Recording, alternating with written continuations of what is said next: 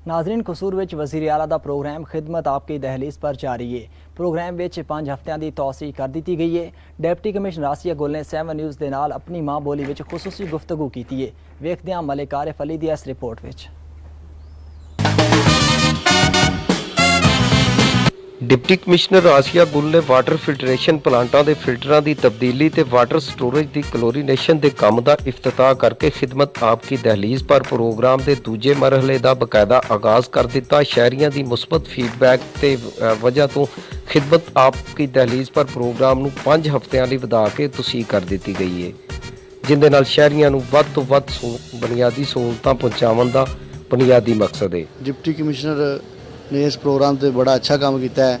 पहले असी वेखना सा गलियां महल्लियां दे विच नालियां भरियां पईयां ने, होर कूड़ा क्रिकेट दे जिहड़े ने ढेर लगे ने, लेकिन हुण पिछले 3 हफ्ते बहुत ही अच्छा वर्क किया है डिप्टी कमिश्नर ने। और हुण जदों भी कॉल करिए तो फौरी गल सुनिंदी है ते सफाई सुथराई भी हुंदी है ते असी डिप्टी कमिश्नर कसूर दा शुक्रिया अदा करने आ। वाटर फिल्ट्रेशन प्लांटां दा काम मुकम्मल करन दे नाल अगले पासे 5 ਤੋਂ 11 जुलाई तक गैर कानूनी तामीरात दा खात्मा, कुर्बानी दे जानवरां दी खरीदो फरोख्त दे मुनासिब सेल पॉइंट ते मवाशी मंडियां दे क़याम वास्ते काम कीता जावेगा।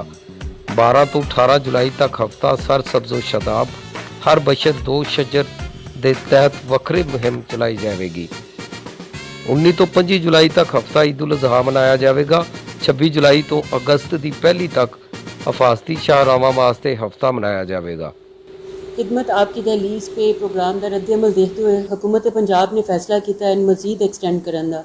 यह प्रोग्राम मजीद हुण 5 हफ्ते होर चलेगा, जिहदे सफाई सुथराई और ईद उल अज़हा की सफाई शामिल है और सरसब्ज़ो शादाब पाकिस्तान शामिल है, जिहदे दरख्त और पौधे लगाए जाएंगे।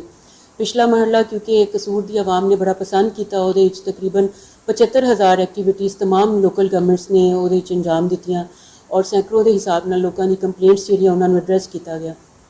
इस वन रिस्पोंस को देखते हुए जो मजीद एक्सटेंड किया गया और इंशाअल्लाह इस तरह इसी इंथूजियाज्म के नाल काम किया जाएगा। पहले फेज़ तो लैके तीसरे फेज़ तक पहले भी डिप्टी कमिश्नर कसूर वालों आवाम नूं 88% रिस्पॉन्ड दिता गया।